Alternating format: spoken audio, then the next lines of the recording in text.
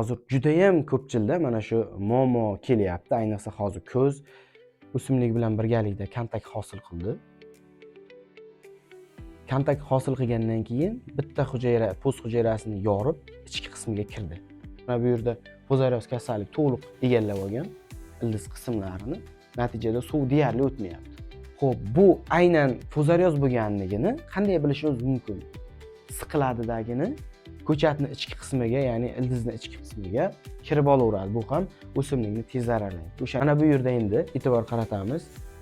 Bu ham zamburug', bu ham zamburug'. Bu foydali zamburug', bu esa zararli. Biz aytgan mana shu fuzarioz zamburug'ining tuzilishi. Ko'pni emas, barcha o'simliklarga taalluqli narsa. Ketdik. Yangicha uslubdagi yondashuv sizlar uchun.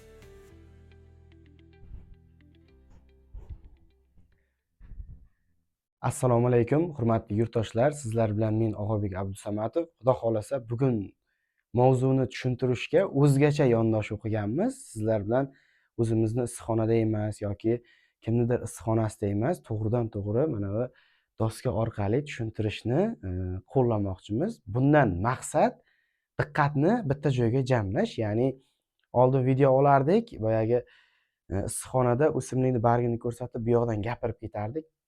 Ozmuncha chalg'ishlar bo'lardi. Hozir unaqa narsa qilmaymiz. To'g'ridan-to'g'ri fikr ham, ko'rsatma ham bitta joydan chiqishi uchun mana shu doska orqali tushuntirib beraman. Bugun tushuntiradigan mavzumiz mana yuqoridagidek fuzarioz kasalligi hisoblanadi. Hozir judayam ko'pchilda mana shu muammo kelyapti. Ayniqsa hozir ko'z, bugun video 20-oktyabr sanasida olinyapti. Kuz mavsumida rosa ko'payadi. Mana shuni nima uchun ko'payish sabablari, hammasini hozir sizlar bilan tushuntirib beraman. Qani bo'lmasam ketdik. Yangicha uslubdagi yondashuv sizlar uchun. Xo'p. Fuzarioz kasalligi mana bu 5 ta shart orqali sizlarga bugun to'liq mana shuni tushuntirib beraman. U faqat qulupnay emas, barcha o'simliklarga taalluqli narsa. Xo'p. Fuzarioz o'zi nima? Fuzarioz bu zamburug'li organizm hisoblanadi.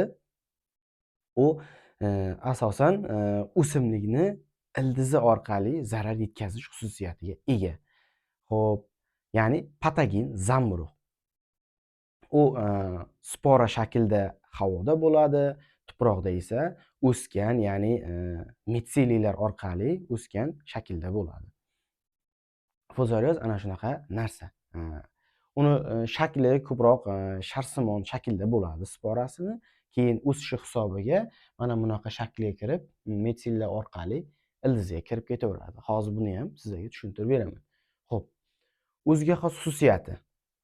O'ziga xos eng bizga zararli xususiyati bu juda ham tez o'suvchi organizm desak ham bo'laveradi. Ya'ni dastlab sharsimon shaklda bo'ladi, keyin o'simlik bilan kontakt qilib birikib olgandan keyin ichki qismiga qarab juda ham tez o'sib, ko'payish xususiyatiga ega.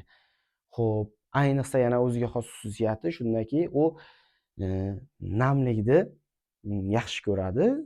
Noto'g'ri sug'orish yo'li orqali buni o'zimiz bilmagan holatda tez ko'paytirib qo'yishimiz mumkin. Xo'p, keyingi rejamiz bo'yicha aytiladigan so'z o'simlikka zarar berish mexanizmi. Xo'p, men o'ylaymanki, sizlarda fuzarioz haqida tushuncha hosil bo'ldi. U yumaloq shakldagi zamburug', substratda, ya'ni kokosda yoki tuproqda ko'p miqdorda bo'ladi. O'simlikka zarar berish mexanizmi. Xo'p. Bu aytaylik mana substrat yoki tuproq.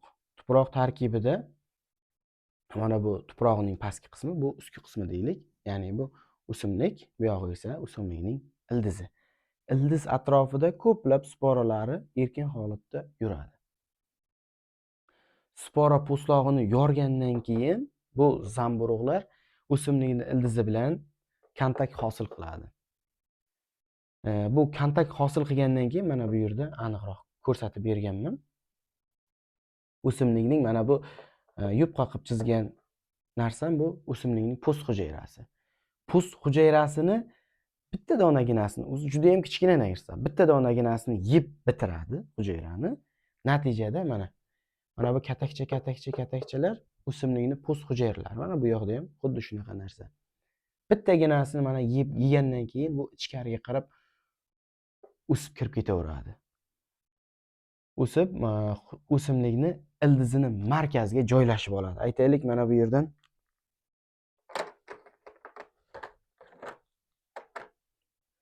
xo'p, mana o'simlik bilan birgalikda kontak hosil qildi. Kontak hosil qilgandan keyin bitta hujayra, po'st hujayrasini yorib, ichki qismiga kirdi. Ichki qismida shunaqangi tez o'sadiki, o'simlikni ichidagi barcha minerallarni yeb boshlaydi. Ya'ni o'simlik hayoti uchun zarur bo'lgan minerallarni yeydi. Mana shunaqa tarzda o'sib, bu yoqdan keyin bitta joydan kirib olsa bo'ldi. Mana shunaqa tarzda ildiz faoliyatini cheklab qo'yaveradi. Va bu zarar berish mexanizmi shundan iboratki, o'simlikni, ya'ni tanasida, ildiz tanasi yoki poya tanasi deyilgan o'sha qismlarda o'simlikka ozuqani tashuvchi ikkita yo'l bor. Elaksimon naylardan iborat pastga qarab harakatlanuvchi yo'l, ya'ni fotosintez reaksiyasi, ya'ni o'simlikning barglarida hosil bo'ladigan moddalarni ildizga, mevalarga qarab harakatlanish yo'li va o'simlikni ildizi orqali mana bu moddalarni shimib olib yuqoriga qarab harakatlanadigan yo'ldan iborat. Bu zamburug' qayerda tarqalyapti? O'simlikni tuprog'ida, ya'ni ildizida. Demak, bu o'simlikni mana bu elaksimon naylar emas, o'tkazuvchi naylar qismini yemiradi. O'simlikni o'tkazuvchi naylar qismini yemiradi. Natijada o'simligimiz yuqoriga qarab na suvni o'tkaza oladi, na hayotiy jarayonlar uchun sarflay oladigan elementlarni o'tkaza oladi. Natijada o'zi suv o'tmay qoldi degani o'simlik so'lidi degani. Mana shuning uchun fozarioz birinchi asosiy belgisi bu so'lish. Mana bu yerda fozarioz kasallik to'liq egallab olgan ildiz qismlarini, natijada suv deyarli o'tmayapti. Mana bu o'simlik tanasi so'liydi. Ikkinchi yana bitta sababi, agar fozariozni ham turi ko'proq, yana bitta patogeni zararlaydigan bo'lsa, o'simlikni so'litmaydi, lekin o'simlikni aynan elementlarini o'zlashtirib olaveradi. Natijada yuqoriga kamroq element boradi. Natijada elementga bo'lgan tanqislik ko'rinib boraveradi. Barglar sarg'ayadi, to'kiladi, qorayadi, har xil dog'lar paydo bo'ladi. Mana bu zamburug' o'zi shunaqa narsaki, o'simlikka boradigan tayyor minerallarni, ya'ni ildiz o'zlashtirgan, biz aytamiz o'sha kaliy, temir, boshqa kalsiy, marganiz, rux, mis, mana shunga o'xshagan elementlarni o'simlik tuprog'idan o'zlashtira oladigan formaga o'tkazib, ildizni ichki qismiga yuboradi. Bu zamburug' shunaqangi tayyorxo'rki, tuproqda ham bor elementlar. Bularni yemaydi. O'simlikni ildizini ichki qismiga kiradidagini, o'simlik o'zlashtira olgan minerallarni tutib qolaveradi. Ko'p adabiyotlarda yozilgan mana shunaqa narsa, zamburug'lar minerallar deposi ham deyiladi. Chunki ular o'zida juda ham ko'p minerallarni saqlay oladi. Fozarioz ham xuddi shunaqa zamburug'ki, o'simlik o'zlashtirgan minerallarni yeyish hisobiga o'simlikni tanasiga qarab zamburug' harakatlanib, tanasini egallab olaveradi.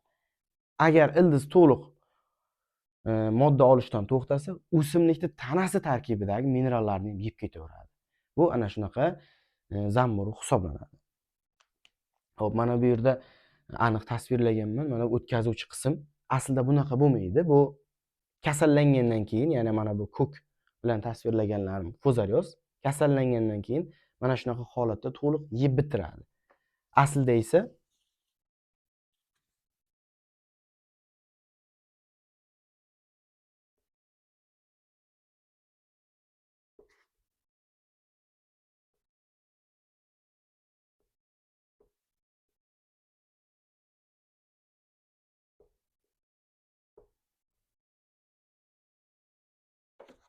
Xo'p, bu qora o'zak qatlami, qolgan qismi o'tkazuvchi qism hisoblanadi. Aslida esa mana bu ildizdan kelayotgan moddalarni bu yuqoriga o'tkazish vazifasini bajaradi. Biz zamburug' egallab olgandan keyin pastdan kelayotgan moddalar yuqoriga qarab o'tmaydi. Natijada o'simlik barglari sarg'ayishi mumkin, so'lishi mumkin. Ana shunaqa zararlaydigan, ildiz tizimini to'liqligicha ishdan chiqara oladigan bu zamburug' hisoblanadi. Xo'p, bu aynan fuzaryoz bo'lganligini qanday bilishimiz mumkin deyishlaringiz kerak. Fuzaryoz bo'lganligini mana bu o'simlikni belgilab qo'yganman. Ildiz tanasi poya. Mana shu o'simlikni poyasi bilan ildiz tanasida uzunasiga yoki ko'ndalagiga kesib ko'radigan bo'lsak, mana bu o'rta markaziy silindr qismi qoraygan bo'ladi. Ana shu fuzaryozning asosiy belgisi. Yana bitta belgisi haliga aytganimdek so'lish. Xo'p, endi bizga nimasi qiziq buni? Xo'p, tuzilishini bildik, qanaqa narsa ekanligini, zararlash mexanizmlarini tushunib chiqdik. Bizga buni endi profilaktik chora va davolash asosiy o'shalar qiziq. Xo'p, profilaktik chora nima? Mana shu zamburug'ga noqulay bo'lgan muhitni yaratish. Mana shu profilaktik chora hisoblanadi. Bunda biz birinchi navbatda eng kerakli bo'lgan namlikni nazorat qilishimiz kerak. Namlik kakosni ichi, mana bu kakosni yoki siqganimizda suv chiqmaslik kerak. Suvni shunaqa tartibda berishimiz kerakki, o'simlik ichganday suv berilishi kerak, ortiqcha suv umuman bermaslik kerak. Shuni biz rejim qilishimiz kerak. Eng asosiysi o'sha, ortiqcha suv bermaslik. Keyin bu zamburug' uchun nima deydi? Zararli bo'lgan muhitni yaratish. Bu birinchi navbatda ortiqcha suv bermaslik bo'lsa, ikkinchi navbatda bunga qarshi biologik himoyani kiritishimiz. Mana shu ham profilaktikaga kiritishimiz mumkin. Buni hozir davolashda yana ko'proq gaplashib o'tib ketamiz. Xo'p, demak, profilaktika kakosni to'g'ri nazorat qilish, namlikni yaxshi boshqarish, ya'ni ortiqcha namlik qilmaslik. Keyin ayniqsa ana narsa ham juda muhim. pHni va ECni to'g'ri ushlash.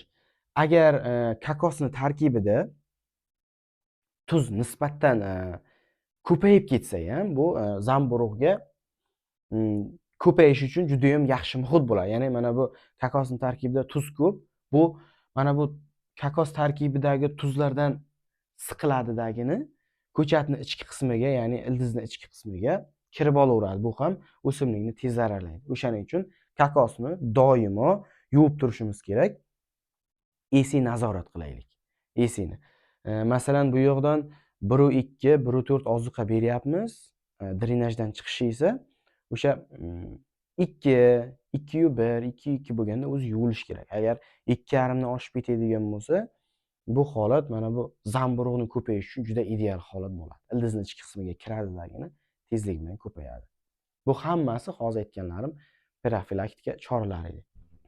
Xo'p, davolash mexanizmi. Davolash mexanizmi biologik davolash mexanizmida mana bu tayyor preparatlar, trichoderma aspirillum yoki Pseudomonas aeraphysius yoki Bacillus, Trichoderma herzitum kabi patogenlarni yeyuvchi zamburug'lar ta'sir ettirib davolashimiz mumkin. Bunda biz tashlayotgan foydali zamburug'lar ildiz atrofida va ildizning ichki qismida yig'iladidagini, ildiz atrofidagilar ildizga yaqinlashib kelayotgan fuzaryoz yoki boshqa zamburug'larga ta'sir ko'rsatsa, ildizning ichki qismidagilar esa mana shunaqa tarzda o'sib kiradi va buni fuzaryozni to'liq tanasini aylanib olib o'sadi. Buni to'liqligicha qamrab olib shimadi, ya'ni fuzaryozni to'liqligicha eritib yuboradi. Bu fuzaryozga nisbatan trichodermani o'sish tezligi bundan 3-4 barobarga yuqori. Ya'ni kasallik o'zi tarqalib bo'lgan taqdirda ham trichoderma bersak, u qaytadan kirib borib, o'shandan ancha tez o'sganligi hisobiga uni yo'q qilishi mumkin. Buni dozalari trixoderma. Xo'p, maydon hisobiga hisoblasak 1 sotixga gidroponika sharoitida 200 grammdan qilib bersak bo'ladi. Bir sug'orishda masalan 100 litr suv berarmiz, 200 litr farqi yo'q, o'sha suvga bemalol 200 gramm trixoderma, aspirillum, ya'ni organik EFni sug'orishimiz mumkin. Xo'p, davolashning kimyoviy usulida esa biz kimyoviy modda ta'sir ettiramiz. Uni ta'sir doirasi bunaqa bo'lmaydi. Xo'p, xoh tuproqda bo'lsin, xoh gidroponika sharoitida tashlagan kimyoviy dorimiz tuproq tarkibidagi zamburug'larni to'g'ridan to'g'ri o'ldirib beradi. O'simlikda tanasi tarkibidagi zamburug'larni esa minerallar bilan birgalikda shimilib, o'simlikni ildiz hujayralar ichkarisiga kiradi va natijada bu zamburug'larni ham o'ldirib beradi. Lekin kimyoviy moddaning bitta minus tarafi, bu o'simlikka shimildimi to'liq bargacha chiqib boradi. Natijada o'simlikni yaxshigina stressga soladi, qaysidir jarayonlarni bloklashi mumkin. Masalan, gullash davrida berdik. Gullash jarayonini ancha-muncha sekinlashtirib qo'yadi. To mana bu o'simlik tanasiga kirgan kimyoviy dori to'lig'igacha o'simlik tanasidan chiqib ketmagunicha joylashgan joylarda jarayonlarni bloklab qo'yadi. O'shaning uchun biologik o'sha juda ham ma'qul. Biologik moddani biz, ya'ni biologik preparatlarni profilaktika sifatida qo'llab turishimiz mumkin. Har 2 haftada bir marta gidroponika sharoitida. Tuproq sharoitida esa 1 oyda bir marta, 25 kunda bir marta bersak ham bizga yetarli bo'ladi. Chunki gidroponikada jarayon tez, sug'orish ancha-muncha tez. Shuni hisobiga buni ham o'sishi shunga yarasha o'simlikning o'sishi bilan birgalikda tez bo'ladi. Ta'sir doirasi biologik preparatlarni 3-7 kun ichida to'liq mana bunaqa mitseliyalar hosil qilib o'sib, patogen zamburug'larni yeydi. Kimyoviy dori esa ta'sir doirasi ishlatgan kunimizdan boshlab 3-4 kun ichida to'liqligicha mana bu zamburug'ga qarshi kurashadi. Xo'p, kimyoviy dorini biz qo'llashimiz mumkin. Masalan, Previcor Energy. O'shaning tarkibidagi dorilar ham mana bu fuzariozga qarshi juda yaxshi ishlab beradi. Yoki Ridamil Gold. U ham yaxshi ta'sir qilib beradi. Xo'p, boshqa kimyoviy fungisidlar, ular ham yaxshi ta'sir qilib beradi. Masalan, Fondazol bor. O'sha ham mana bu jarayonga juda yaxshi ta'sir qiladi. Ham kokosdagi, ham yerdagi, ham ildizni ichki qismidagi zamburug'larni to'liqligicha chiqarishga yordam beradi. Kimyoviy dorini qo'llab turishimiz mumkin. 1 oyda bir marta qo'llasak yetarli bo'ladi. Eng asosiysi mana shu kimyoviyni ham qo'llamagan holatda sug'orish sistemasini to'g'ri yo'lga qo'yish va biologiyani vaqti-vaqtida berib turish o'zi yetarli bo'ladi. Hech qanaqa kasallik kuzatilmaydi. Mana shu narsaga e'tiborli bo'lish kerak. Biologiyani kechiktirmasdan vaqtida berish kerak. Sug'orishni reja asosida o'simlik icha oladigan darajada qilib berishimiz kerak. Shularni o'zi mana bu kasallikni yo'qotadi. Kasallik uchun foydali bo'lgan muhitni biz yo'qotsak, kasallikni o'zi yo'qolib ketaveradi. Mana shu narsaga e'tibor qilamiz. Xo'p, yana bitta yangilik azizlar, sizlarga aytgandim, men yaqinda onlayn kurs boshlayman. O'sha kursda to'liq mana shu agronomlik sirlarini birdaniga sizlarga bekama-ko'z o'rgatib boraman degandim. Onlayn kursga startni xudo xolasa 25-oktyabr kuni boshlaymiz. Ro'yxatdan o'tmaganlar bemalol nomer qoldiraman, o'sha Telegram orqali murojaat qilib ro'yxatdan o'tishlaringiz mumkin. Shartlari shunaqa bo'ladi: 1 oy davomida sizlar uchun 10 ta dars tashkil etiladi, onlayn dars. O'sha 10 ta darsda to'liq mana shu 3 ta katta sinovdan o'tgan retsept ko'rib boriladi. Har oy 3 ta 3 tadan 1 yil davomida 36 ta 40 ta sizlarga to'liq retseptni men ko'rsatib bermoqchiman. Uni qanaqa qilib tuziladi, tartiblari qanaqa bo'ladi, tuzishda nimalarga e'tibor berish kerak va boshqa muammoli holatlar to'liqligicha tahlil bo'ladi. Sizlar qachonki u gruppada o'zlaringiz mukammal darajada mendan ham, boshqadan ham yordam so'ramasdan o'zlaringiz to'liq retseptni tuza olgan kunlaringiz xudo xolasa o'sha sizlar uchun gruppa tugaydi. Lekin yil davomida mana shu gruppani shakllantirib yuritib boraveramiz. Oylik to'lovli bo'ladi. qo'shimcha ma'lumot olish uchun nomer qoldiraman. Telegram orqali murojaat qilib so'rasalaringiz, xudo xolasa ma'lumot beraman va qo'shilmoqchi bo'lsalaringiz gruppaga qo'shib qo'yaveraman. E, Kommentariyada yana yozib qolishlaringiz mumkin, keyingi mavzu nima haqida bo'lishini. Mana bu Fuzaryozga o'xshatib yana sizlarga qaysidir kasallikmi yoki qulupnaymi, boshqa o'simlikmi, muammoli vaziyatmi yoki qanaqadir axborot kerakmi, bemalol so'raveringizlar. Imkon qadar sizlarga yangi ma'lumotlar va tajribadan o'tgan ma'lumotlarni ulashib borishda davom etaman. Xo'p, men aytmoqchi bo'lgan narsalarim shulardan iborat edi. Bu birinchi dars ozmuncha hayajon bo'ldi. Buning uchun uzr so'rayman. Qolgan darslarni ham xudo xolasa mana shunaqa tartibda kengroq bayon etib, tushuncha berishga harakat qilaman.